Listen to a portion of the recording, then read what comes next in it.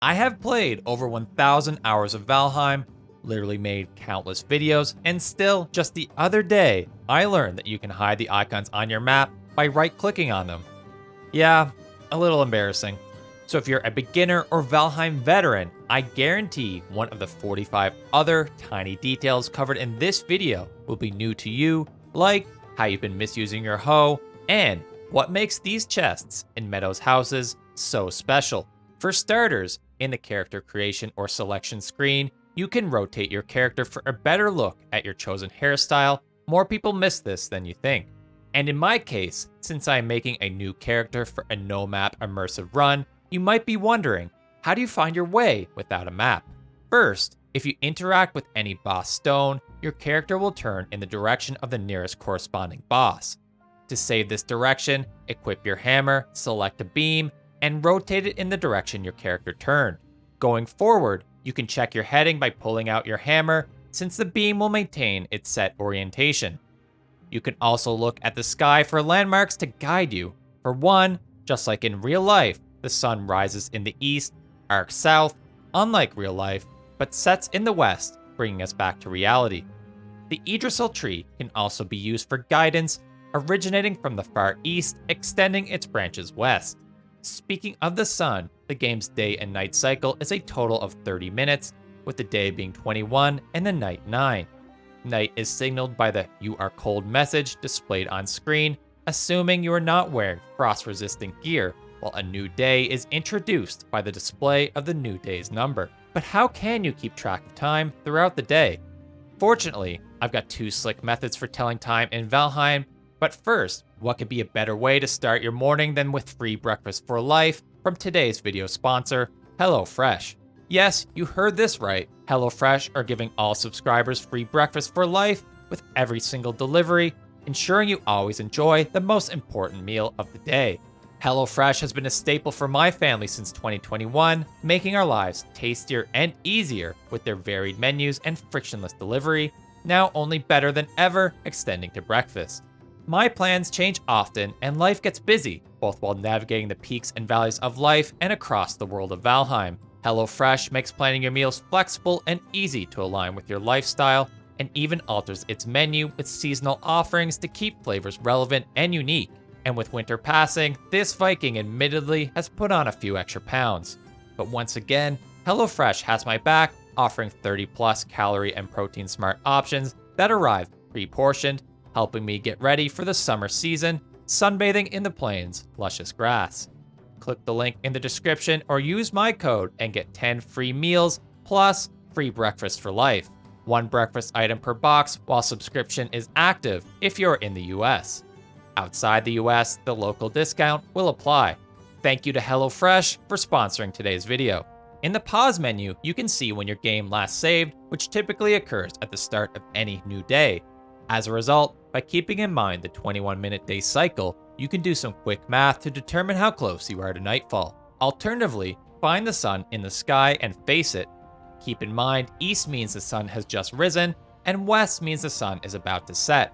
The direction your character is pointed on the minimap along the southern arc from east to west will give you an indication of the remaining daylight, with dead south indicating midday as one example.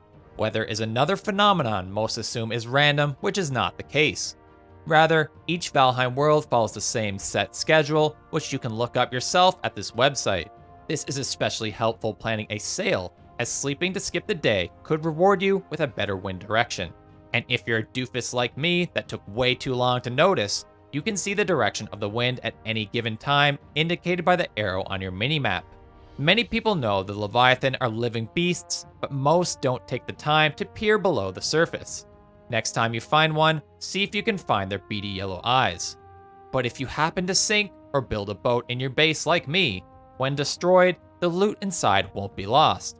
Rather, loot will be left over in square crates, like this, which can be pushed into your home for a sweet decoration. Unless you get too close to the map's edge, where a strong current will pull you off if not careful. No saving your loot here. Of course, not all is bad on the ocean, where you can catch many of the game's fish and mount them as decorations. However, if you hang around them for too long, they will occasionally speak to you. Same goes for the boss trophies, with each having their own voice lines. Other trophies too have unique properties like the Diverger, whose trophy consists of their beards, which for whatever reason never occurred to me until recently. And as a bonus, they have quite the fitting description. Second, the Charred trophies are unique too, for when you combine the Warrior, Marksman, and Warlock together, you can create their full skeleton. And third, the Stone Golem being the only one intended to be mounted horizontally and not vertically. Stone Golems too are also a secret indicator of silver deposits. When one is spotted, you can be assured there is a silver node nearby. Pay close attention to them too, as Stone Golems have two distinct variants. One with clubs for hands dealing blunt damage, and another pointed dealing pierce. Depending on your armor of choice, this can make a big difference in the damage they deal. When mining the silver near the golem, you might find the pinging of the wishbone a bit irritating. You can stop the incessant sound by hitting the silver node once with your pickaxe. For years, I was simply unequipping the item to make it stop while excavating around the node. Other creatures aside from the golem have some interesting characteristics, like the swamp's Draugr. These have both male and female versions, with the female always wielding a bow.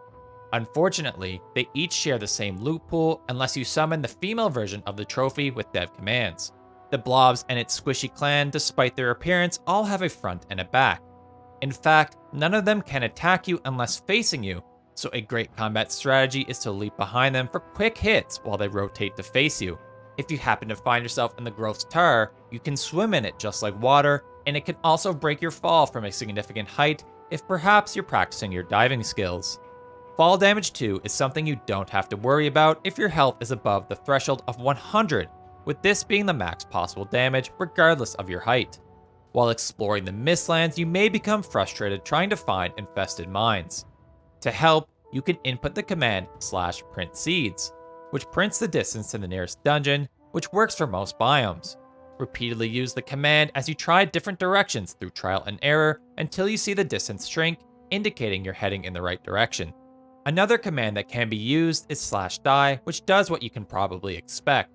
Again, this isn't a dev command, but can be used strategically to give yourself the corpse run buff, which when combined with Eikthyre's Forsaken Power, literally deletes your stamina bar, allowing you to sprint infinitely for its duration.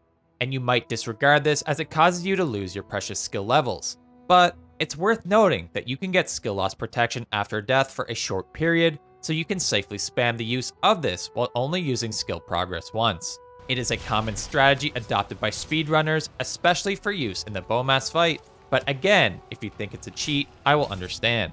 Speaking of death in Valheim, it can be useful to disable auto pickup to prevent errant items from clogging your inventory. This is bound to V by default, but check out your settings to see it for yourself.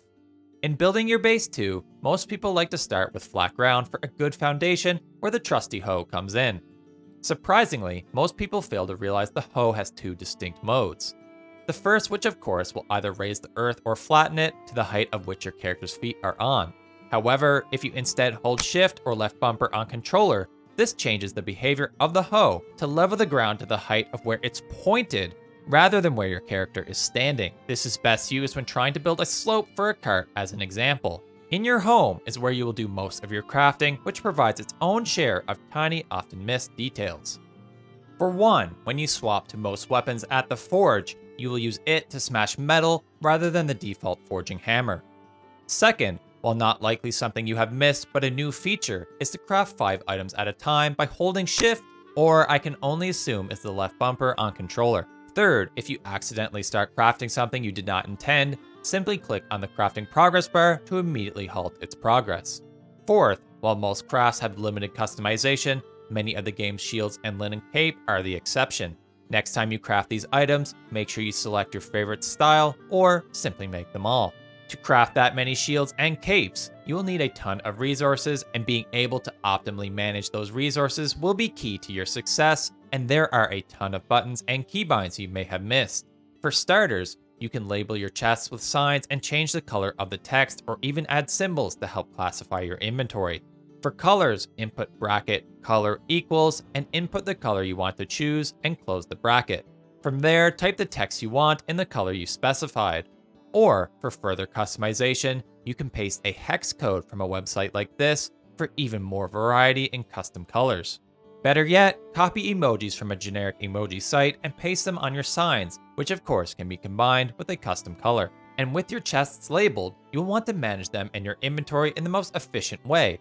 First, hold Control when you click on an item to transfer full stacks to and from chests or inventory. Second, hold Shift when clicking on an item to open a split stack menu. Here, you can either input the split quantity with your keyboard or use the slider. Third, use the buttons on screen like Place Stacks, which will consolidate all your items into a matching stack in your chest. Fourth, take All, which will immediately withdraw all items from your chest should you have the inventory space. And fifth, and most powerful of all, is to hold E when interacting with a chest rather than clicking it. Shamefully, I almost never remember to do this, but it does warrant a brief explanation. If the chest already contains resources that I have in my inventory, holding E will automatically store them for me. For instance, I know my chest contains wood and coal, so rather than opening the chest and placing them inside, I hold E when interacting with the chest, which immediately stores them for me. Chances are while managing your inventory you have been raided, but most don't understand the criteria for raids to occur.